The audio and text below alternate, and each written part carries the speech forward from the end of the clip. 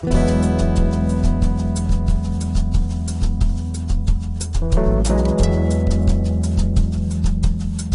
Jaurès, c'est à la fois un journaliste à Maurice et qui travaille pour le Mauricien, et qui est un plasticien et qui œuvre beaucoup dans des associations de lutte contre le sida et des associations artistiques.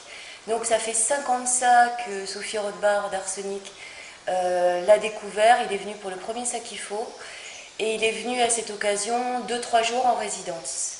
Arsenic est implanté quand même depuis presque une vingtaine d'années, peut-être même un peu plus, comme espace d'expérimentation en art contemporain, avec souvent quand même la venue d'artistes qui viennent de l'océan Indien dans le cadre de la coopération régionale. Et donc c'était pour ça que Arsenic a proposé le projet aux collectivités, la DRAC, le Conseil régional et le Conseil général, pour accepter cette résidence de Stéphane Jaurès ici.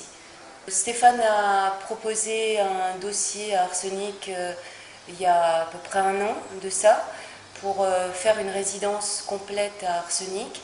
C'est dans le cadre d'un projet qui concerne en fait 3 expositions et la AA3, correspond au lieu d'Arsenic. Donc il l'a pensé et réalisé pendant cette résidence. Donc A3 a été monté, avant il y a une résidence à Saint-Pierre chez une amie, donc c'est toujours Arsenic qui finance cette résidence d'une semaine. Donc pendant une semaine, j'ai monté tous mes tableaux, les installations, j'ai fait les impressions, selon les espaces d'Arsenic. Parce qu'il faut savoir que cette expo a été calculée, le concept, l'espace, l'utilisation de l'espace a été calculé par rapport au plan d'Arsenic, les compartimentage, etc. Donc cette expo, c'est une expo, comme on dit, commandée pour Arsenic. Je ne pourrais pas le faire ailleurs. À Maurice, cette expo peut se faire, mais sous une autre formule, pas comme c'est à Arsenic. A3, c'est une première expo solo et ça comprend 9 peintures, 9 tableaux, 3 installations et 3 impressions. C'est une expo qui tourne autour de 3 personnes. 3 personnes dans 3 espaces qui se rencontrent, qui se connaissent, des relations qui se tissent, etc.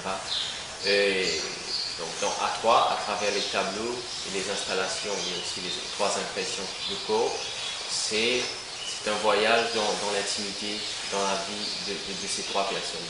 Et c'est aussi une invitation à découvrir les 3 personnes qui sont des femmes, 3 hommes, 3 femmes, 2 hommes, 1 femme. Donc tout l'intrigue qu'il y a. Et en gros, j'ai divisé la galerie en 3 pièces et c'est ces 3 univers de 3 personnes dans un espace commun. Cette résidence à Arsenic, ce qui est bien, ça m'a permis de découvrir des artistes, des travaux de plastique qui se fait à Maurice, l'art plastique, l'art contemporain de La Réunion. Et en tant que Mauricien, je pense que ce serait bien qu'il y ait plus d'actions de ce genre, des échanges Maurice-Réunion, Réunion-Maurice, pour qu'on puisse un jour exposer, montrer un peu l'art d'océan Indien et toutes les rencontres, les contacts, les influences qu'il y a eu entre Maurice et Réunion. Ce serait bien d'arriver à ça dans le domaine de l'art. Ce qu'il y a de commun entre l'art mauricien, enfin, je dirais entre guillemets, l'art mauricien et réunionnais, ce serait peut-être le côté, l'engagement. En fait. Il y a ce côté à Maurice, on est très engagé au niveau de l'esclavagisme, etc. Et à La Réunion aussi, il y a aussi ce combat. 200 ans après, on voit toujours ça. À Maurice, il y a plus l'engagiste aussi, des femmes laboureuses ou des Indiens qui venaient à Maurice. Donc il y a toujours cette tradition qui reste par rapport à La Réunion. Dans l'art contemporain, je dirais, enfin, le mouvement qu'on dit contemporain, à La Réunion, il y a plus cette prise de conscience. À Maurice, on est toujours en conflit entre l'art moderne, traditionnel et l'art moderne. Donc, il y a, je pense par rapport à l'influence française qu'il y a sur La Réunion aussi, vous avez plus d'ouverture que nous, alors que nous, notre art, par rapport à les institutions qu'il y a, on est plus tourné vers l'Inde.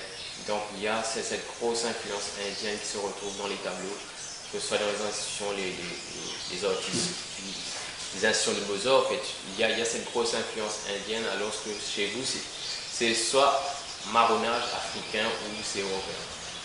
Mais il y a, au bout du compte, ce qu'il y a, c'est l'engagement qui sont. Le truc le plus en commun, c'est l'engagement, que ce soit africaine, indienne, coloniale, etc.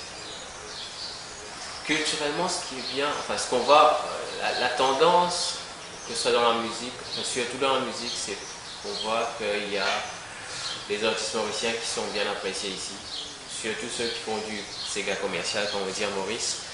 Et alors que c'est un peu c'est paradoxal, c'est contradictoire peut-être, c'est que la Réunion par rapport à la France, vous avez peut-être une culture plus large que nous.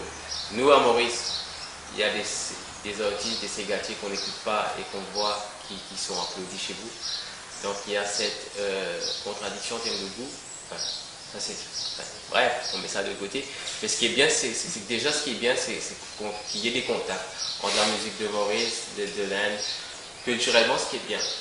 Il n'y a pas beaucoup, mais il y a des échanges culturels qui se font entre Maurice, Réunion, sur le plan musical, à travers les festivals, à travers les trucs.